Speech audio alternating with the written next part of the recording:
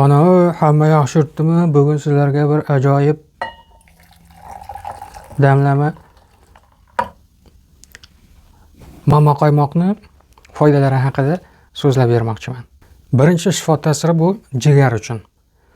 Jigar faoliyatini, jigarning o'zidagi to'qimalar va hujayralarini regeneratsiya xususiyatini tiklab berishga yordam ko'rsatgani va ovqatdagi yeguliklardagi turli-tuman yomon moddalarni o'zi bilan olib chiqqanligi hamda antioksidantlik ta'siri bilan pechenimizga, jigarimizga gepatoprotektorlik, ya'ni uni oziqlantiruvchi, uni tiklovchi shifo ta'sirlari bilan jigarni o'nglab olishiga yordam berar ekan. Keyingi o'rinda mama qaymoqni ovqatdan oldin yoki ovqatdan keyin ozgina damlab tirsillatib olganda o't haydovchilik, o'tni ko'proq ishlab chiqarish ta'siriga, ya'ni jelchigonniy va spazmolichskiy spazmni yechuvchi xususiyat bilan bizni o't qopimizdagi safro o't suyuqligini tez-tez aylanib turishiga ta'sir ko'rsatib, o't qopi, o't yo'llarimizni tozalanishiga ham juda asqotar ekan.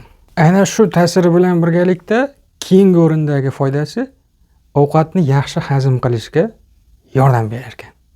Qarang, ana buni natijasida yana keyingi foydasi kelib chiqadi. Qorindan bo'lishi yoki ichaklarda ortiqcha gaz hosil bo'lishini bartaraf qilar ekan. Choy kabi ichib yursa, gazni ortiqcha yelli organizmda hosil bo'lmasligiga yordam berar ekan. Ana shuning bilan keyingi foydasi ichaklar o'ziga yallig'lanishga qarshi ta'siri bilan namoyon bo'lar ekan. Mama qaymoqni kuniga bir mahaldan bir 7-10 kun ichaveradigan bo'lsak, damlab ichaklarimizni shu kasallikdan tiklanish jarayonini tezlashtirib berar ekan. Amerika olimlarining tadqiqotlari natijasida qora taloqqa foydasi bor ekan. Qora taloq bilasiz, qonni rezerv qilib turadi, qonni ishlab chiqarib beradi. Mana shu bizni selezyonkamizni faoliyatini yaxshilash uchun ham samarali ta'sirga ega ekan. Demak, mama qaymoqni bir choy qoshiqini yarim litr suvga damlab qo'yib kun davomida ichib yuradigan bo'lsak, qon aylanishimizni ham qonni tozalanishi bilan, butun organizmni tozalashi bilan qonimizni ozroq bo'lsa ham tozalanganligi natijasida kislorodni ko'proq tashishiga ham foyda ko'rsatar ekan.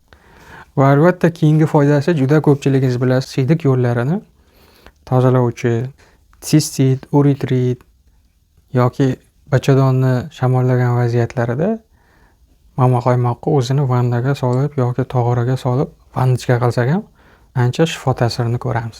Demak, keyingi o'rinda jinsiy a'zolar kasalliklarida birlamchi ta'sirda, mahalliy ta'sirda buni qo'llasak, uni ham bir shifo ta'siri bor. Mama qaymoqni gohida stomatit yoki angina bo'lgan vaziyatlarda bolalarimizga g'arg'ara qilish uchun, og'zini bir chayishi uchun ham tayyorlab bersak bo'lar ekan. Va albatta mahalliy tarzda yallig'lanishga qarshi, mikroblarga qarshi ta'siri bilan boshlanayotgan anginani, boshlanayotgan stomatitni tezroq tuzalishiga bizga yordam berar ekan.